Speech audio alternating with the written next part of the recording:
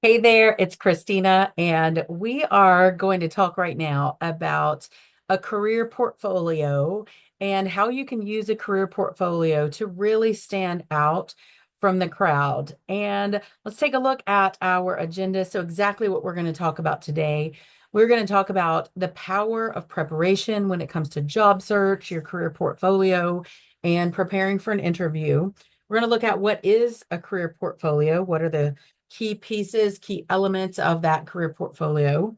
We're going to discuss how it actually helps you in the interview, and then we'll have an opportunity for personal reflection. So, as we think about the power of preparation in your job search, as you're getting ready to start that process, getting yourself prepared can really benefit you in many ways. First, we want to talk about the interview is where you're going to really be selling yourself. Sometimes that concept of like selling yourself is a little bit uncomfortable for people. But what I want to encourage you is to think about selling your skills, your strengths to show why you're the best candidate for the position that you're interviewing for.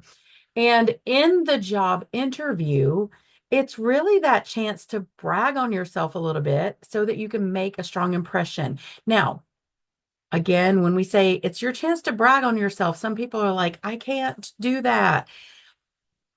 What I want to encourage you is to remember the interview process, the job market is a competitive environment. And so that little bit of uncomfortableness or uncomfortability in the beginning in that interview process, just think of that's something that you must go through to land your dream job. Now, smart job seekers, which you all are, prepare for that interview. They prepare for selling themselves because they are, and what they do to prepare that is they learn how to answer tough questions. We'll be practicing that a little bit later in our class. They learn how to highlight their strengths. So it's bragging about yourself, but not in an egotistical way. They also learn to overcome or talk about gaps in experience or history. And if you're currently in class with me, that's one of the things we often talk about is transferable skills. Maybe you don't have all of the experience that someone that's been in the career or in the field for 10 years has, but you may have transferable skills. Now, what if you could instantly stand out from all the competition? So there's hundreds and hundreds of people applying for any one job. Only 3 to 5% of job seekers use what we call a career or job portfolio. Only 3 to 5% of those. Those who do use that career portfolio, they actually are the ones that rise to the top and get those interviews and land those jobs. We're going to talk about what a career portfolio is, the ways you can create that, and what's included in it. First of all, let's look at the definition. A career portfolio is basically a collection of documents that showcases your skills, your achievements, and your experience. Now, there's two ways that one might put together or house a career portfolio. First is a physical portfolio, and that's, you can go old school with a three-ring binder. That's what I'm used to using and seeing. So the three-ring binder, you can use those little plastic page protectors. You can use labeled tabs, and of course, extra copies of documents like your resume, your cover letter, and any references that you have. This physical portfolio is something that you can take with you to networking events, to interviews, to even to internships. And really, it's a good tool to have with you. In this class, we're going to have the opportunity to build one of these two formats. The second format is called a digital portfolio. And that could be anything from a website to a PDF or a cloud-based collection of your career highlights, your evidence of skill, and sometimes work samples. We'll look at some things that go into that portfolio, be it digital or physical, next. So let's take a look at that. Some of the key elements that you'll want to consider, including in your own career portfolio, once you've decided, do I need physical, do I need digital? You want to think about, okay, definitely I need a resume. You probably need a generic or general cover letter. You all know if you're in my classes or in coaching with me, I highly recommend you have specific cover letters for every job that you apply for. There also is a benefit to having a general or generic cover letter that you can revise and edit for the jobs that you're applying for. So that general cover letter or generic cover letter has, like highlights your skills. It's pretty basic, but you can customize it as you apply for different jobs. You also want to have just a base reference page. So these are people that basically no matter what job you're applying for, you've talked to these people, and they're going to give you a good reference. One example would be me, your instructor. I might be a person that's on that reference page for you. Um, and so you and I would have possibly already had a conversation. You'd say, "Hey, Christina, I'm going to be looking for jobs. These are the things that I'd really like highlighted." And so you could just put me on that reference page after having that conversation, of course. Next would be letters of recommendation. I often encourage my students and my clients, like if somebody tells you, "Hey, you did a really good job," or they give you some compliment, ask them, would you mind putting that in some sort of letter of recommendation or even an email of recommendation for me? You can gather those throughout your educational career and throughout your job career to use in future promotions, in future applications, in future interviews. You also want to consider putting any certificates, any certifications, licenses, and degrees that you have. One example of this is I personally went through a process to get trained as a mediator for the court systems. And so that's something, while it's not an official license, it is a program that I went through. I got a little certificate. And so that's in my career portfolio because having the skill of mediation and being trained in mediation is really something that employers find appealing. So you want to think about what are some certifications that I could get that might be appealing to a potential employer. For those of you that are in like bookkeeping, accounting, Intuit QuickBooks has a really great free certification for basic bookkeeping. If you want information on that, just let me know and I can connect you with that. But those are things that you are, as a potential employee, you're building your skill set. You're showing tenacity, you're showing follow through, and you're showing that you're willing to personally grow to make yourself better, and that makes you a better candidate than other people in the job pool. Next, transcripts. This one is kind of a yes, no, maybe. It really depends on the job that you are applying for. In my role as a faculty member, we had to submit transcripts. Some places don't want your transcripts. Some places require them, and some places don't care. So it's really, maybe have the copies of your transcript in your portfolio so that if you need them, they're easily accessible to you. Next, any awards, any honors, any recognitions that you have received, it's always a good idea to keep those handy so that you can highlight those as you're talking in your interview.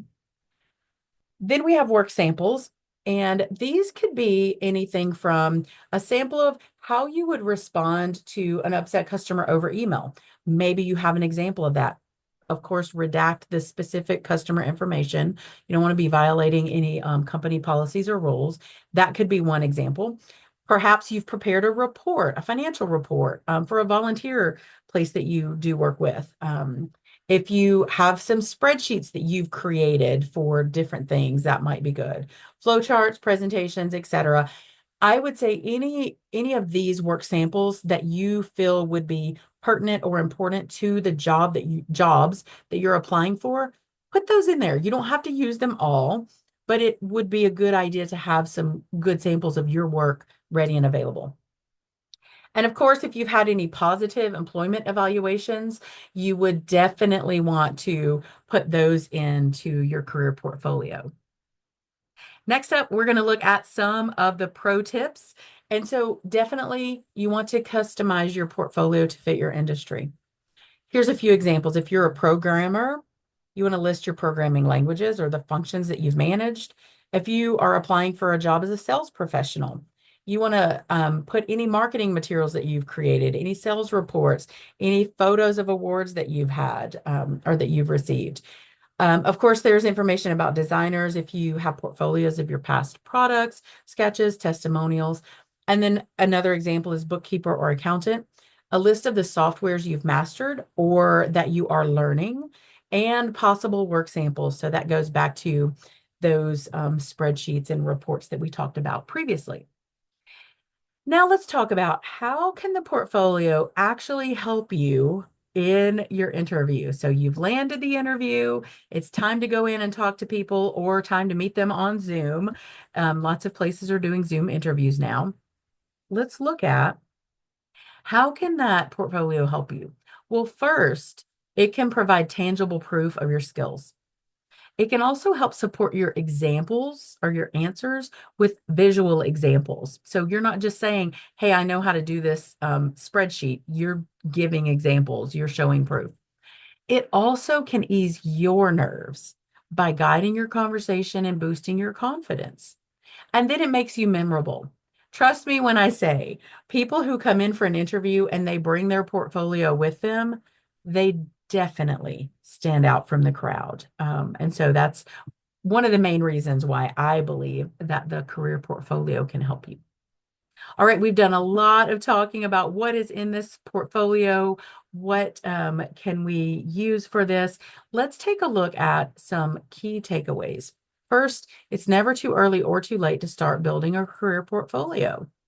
Maybe you're watching this video today and you already have a pretty good start on your career. You could start your portfolio now. How's in it? Some awards you've won. Maybe you got good employee evaluations because you may want to, in the near future or the far future, you may want to expand. You may want to get a higher level position. You may want to move to a different company. Starting that portfolio today is better than waiting to start it when you start your job search. Next, of course, it helps with interviews, promotions, and performance evaluations. It also allows you to showcase your work and stand out from the crowd, like we said before. And then that career portfolio definitely helps you during your interview. Next up, I want to share a few reflection or discussion questions. So if we were in a classroom together, we would be discussing these questions, but I would encourage you, take a few minutes and either think through these answers or actually write them down so you can personally reflect on this for yourself. What are 3 things that you could include in your portfolio today? So perhaps you already have a certification that you could print out and put in your portfolio. Perhaps you have a work sample of a spreadsheet that you developed to calculate something in your job or in your volunteer work. So think about what are 3 things that you could right now put in your portfolio. For those that are in my classes, we have done some work on our resume worksheets. You may have your cover letter outline. So there's quite a few things that you could put in there right now. They may not be perfect, but you could at least start. The next reflection question is, how could a portfolio help you in your specific job interview? So this is a little bit of a mental exercise. Think about the interviews that you're going to be going into and just kind of imagine, how would I use a career portfolio, physical or digital? That'll give you some ideas for what you might put in. And the third question, perhaps the most important, is what resistance do you have right now to creating a career portfolio? Resistance can also be called excuses. Let's just be real about that. So think about that. What resistance or excuses do you have for not creating a portfolio? Does it feel too big? Do you feel like you don't have enough time? Is it confusing? Do you not really know that you would actually use it? So I would encourage you, for those of you who are my current students or my clients, let's have a conversation about that. I would love to help you kind of bridge over that resistance or break through those excuses so that you can get started on your career portfolio. Okay, next up, we're going to look at an assignment. And for those who are not currently in my class, if you're one of my clients, this is, I'm going to call it a challenge for you. So for my current students, this is an assignment that's going to be due in our class, and it's your career portfolio starter kit. And we're calling it a starter kit because we don't want it to be super intimidating. We don't want you to let that perfectionism kind of knock on the door of your mind and paralyze you from taking forward motion. This is a starter kit. So we're just looking for good enough right now. Okay. So you're going to gather the following documents for your career portfolio starter kit: your resume, a cover letter, either a general cover letter, your cover letter outline that we've done in class, something that goes toward the cover letter for you, one letter of recommendation. This could be from an instructor. It could be from a volunteer place you work for. It could be basically from anyone other than your parents or your brothers and your sisters and your grandma and your grandpa. Okay. Don't get your favorite auntie to write out your letter of recommendation unless you've done actual work for that favorite auntie. And then a work sample or a reference page. You've kind of got a little choice there. And then you're going to decide whether you want to organize them in a physical format or a digital format. For submissions in our online class, of course, it's going to be digital format. But for those of you who are in face-to-face classes with me, you can choose to put it in a 3-ring binder. That's awesome. And then you're just going to write a 1-paragraph reflection on how this portfolio could help you in your next interview. Now, keep in mind, it's not perfect right now. Okay. So we're not going to beat ourselves up about that. This is the starter kit. So how could this help you in your next interview? And then include what action steps you need to take to build your next portfolio or to build your next version of your portfolio. Now, that might mean, gosh, I don't have a letter of recommendation yet. I need to think of some people that I could ask to write a letter of recommendation for me. That's one that's quite common in this class. So if you don't have a letter of recommendation yet, do not freak out. There's plenty of time for you to get one. This is your starter kit, okay? Now we're going to take a look at our wrap up. So basically, I want to share with you that your career portfolio is not just for job seekers, okay? It literally can be a career tool. I have a digital career portfolio right now that has information probably for the last 15 years of my faculty and training work that I could use should I go in to an interview situation. So definitely start building your career portfolio today and just watch how it kind of starts transforming your confidence. I am super excited to hear more from you all about how's this working. So you can, in our class, you can put comments. If you're watching this video on YouTube, you're welcome to put a comment here. I love to hear from students, clients, and just the general public about how these tools are helping you to land your dream job. All right, folks, stay on the lookout for the next video. I'm super excited to share that with you all, and I hope you have a great day. Okay, take care.